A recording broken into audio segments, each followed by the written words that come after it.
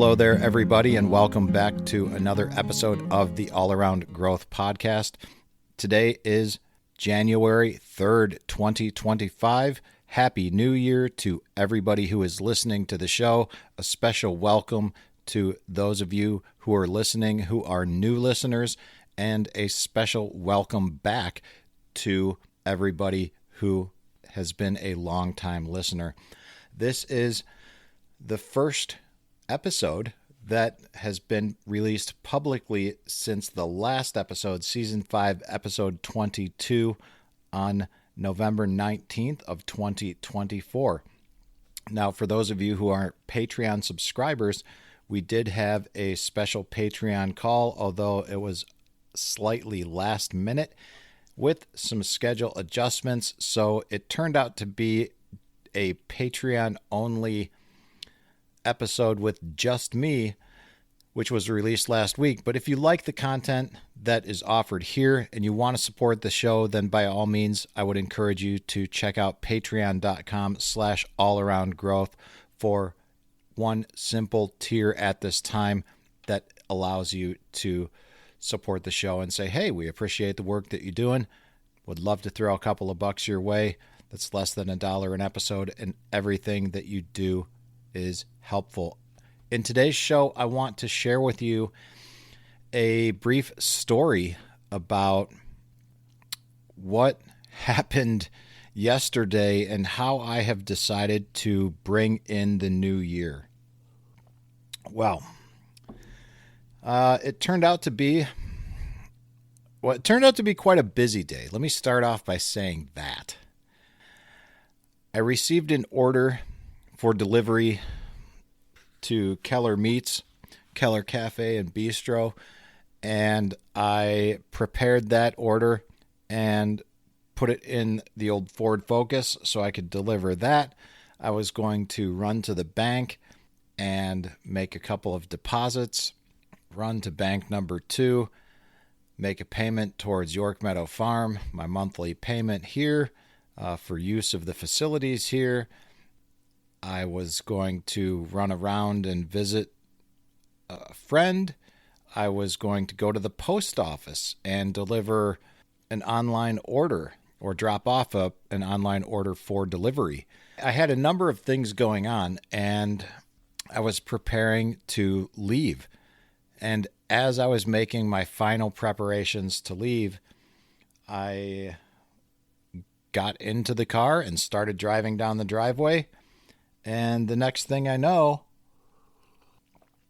I am being held at taser point by the local county sheriff, being directed to put my arms in the air and get down on my knees facing away from him so he could cuff me. Because what had happened, guys, is I had a seizure driving down the driveway, and I went off the driveway. I drove through the field, drove through Cody's market garden, one of them, and through the drainage swale over into an unused area of the front market garden, the southernmost market garden, and drove into a tree line. At that point in time, I did not make any impact that resulted in a collision hard enough to deploy the airbags, but I did come to a stop, for lack of a better term. I also, at that point, decided to get out of the vehicle. And now keep in mind, one thing's worth noting: when you have a seizure and when you stop having the seizure, you experience something called a post-ictal period, which is a temporary group of symptoms you feel immediately after a seizure and before you feel well again. Not everyone who experiences a seizure goes through this state, but many people do. Common symptoms include exhaustion, confusion, and sore muscles. It goes away within minutes to days. Now, the postictal state is a temporary brain condition that happens when a seizure ends and before you feel like yourself again. It is a group of symptoms that affect your behavior, thoughts, feelings, and ability to function as expected. There's a lot here. I'm going to skip a lot of this. When I hit the tree on the tree line, I had already stopped having a seizure, or I was close to having a seizure, or close to having stopped the seizure activity. So I exited the car in a state of confusion, and at that point in time, I decided that I was going to look around and try to get my bearings about me, but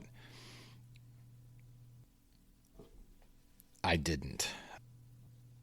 I started walking through the market gardens southbound next to the high tunnel and Caterpillar tunnels that are in use by Cody, and I managed to walk up to the neighbor's house.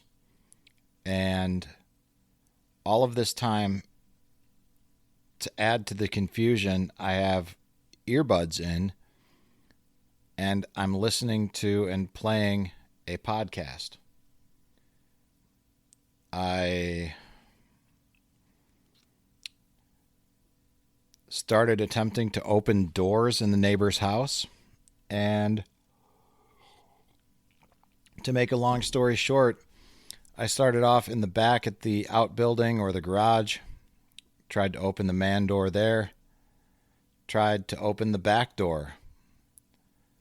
And when that door didn't open, I walked around the front of the house and tried to open the front door. Why did I do this?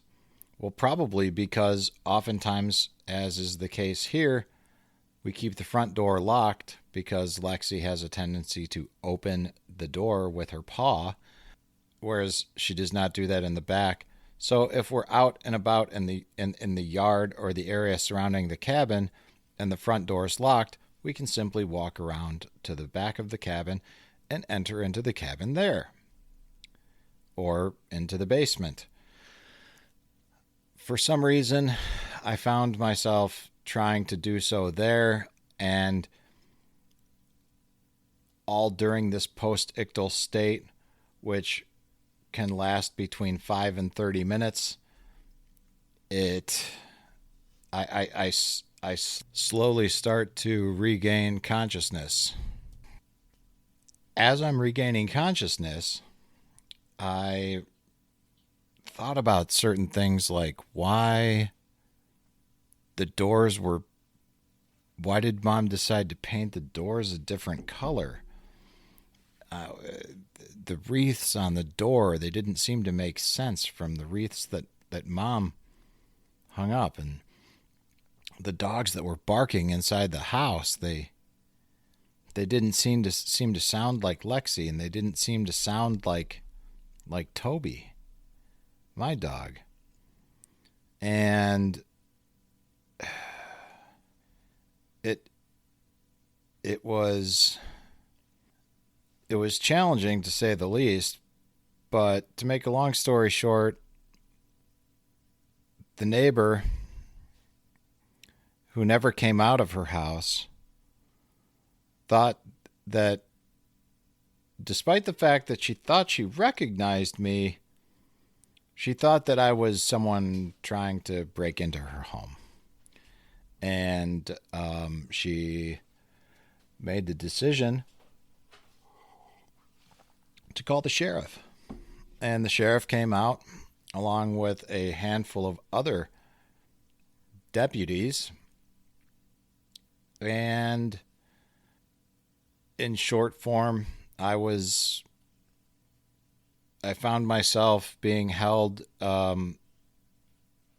at taser point, for lack of a better term. It wasn't at gunpoint, but I was threatened with being tased, and then I was cuffed forcibly, I might add. And when they took me over to the police cars and started asking me questions about how, just to ascertain if I knew what was going on, they asked me questions like, what day is it? What month is it? Do I know where I am? Who's the president? Typical questions that first responders ask to see if the person they are responding to has any idea what's going on. And if it wasn't already clear at this point in time, I was having difficulty answering the questions. And at some point during this process, they determined that there was a medical issue going on, and the EMTs were called. So by the time I finally realized what was going on, there were 5 sheriff's vehicles, 1 unmarked, maybe 4 sheriff's vehicles with 1 unmarked, I'm not entirely sure, and an ambulance. And I was being whisked away to emergency care, the emergency department at the Medina Hospital. And it was at that point where I had multiple tests done, CAT scans, x-rays, because I had been in a head-on collision. And I was also experiencing some neck pain, but luckily everything just appears as a strain, and there is nothing to be overly concerned about. I got the errands that I had to get done completed today, and my brother, bless his heart, found the car yesterday, took the cases of sauerkraut, replaced the cases of sauerkraut, or replaced the jars of sauerkraut that had broken with intact jars from the cooler, and then proceeded to deliver them for me to Keller and then drop my package off at the post office. So, Matt, if you're listening to this, I just want to say thank you very much. I love you, and I'm very grateful that you were there yesterday and that you proactively decided to do this. I wouldn't have thought to ask you, but the fact that you did that means a lot to me, and I very much appreciate it. So luckily, this did not happen while I was driving, but it leaves me in a state of confusion regarding how I should drive or what that looks like. And the reality is I don't know. I just don't really know.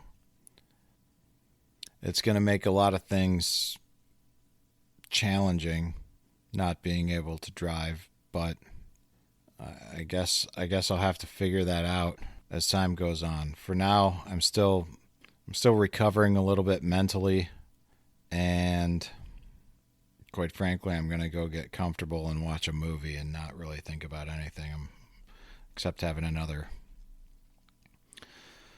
cup of decaffeinated coffee here and a little latte, sweet drink, and maybe taking a nap.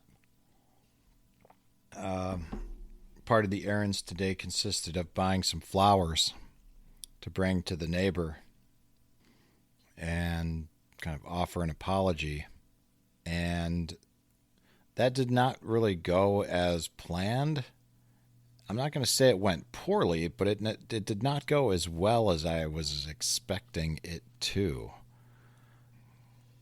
Yeah, it's just been a pretty weird and wild couple of days. I'll just leave it at that. Anybody who's got any questions, concerns about anything, you guys are all welcome to reach out in the Telegram group. That's where we are most active, t.me/allaroundgrowth. Anybody who uses other platforms, you're welcome to leave a message there as well. But admittedly, I just don't. I'm the only one that manages the social media, and I'm not all that active on Facebook. And our Facebook group isn't that active in general. So if you like the content that you hear and you want to engage with other people who are of like mind, then the opportunity is there for you to control the direction of the Facebook group in whatever way that you seem fit as it pertains to the show. But for now, guys, that's it. That's how I've decided to ring in the new year. And I hope that you brought in the new year a little differently and in a way that was a little less dramatic. At any rate, guys, like I said, Happy New Year. Thanks for listening. If you want to support the show, patreon.com/allaroundgrowth. And I look forward to catching you in the next episode. Stay tuned for more details and changes to come throughout the course of the 2025 year. And we'll see you then. God bless.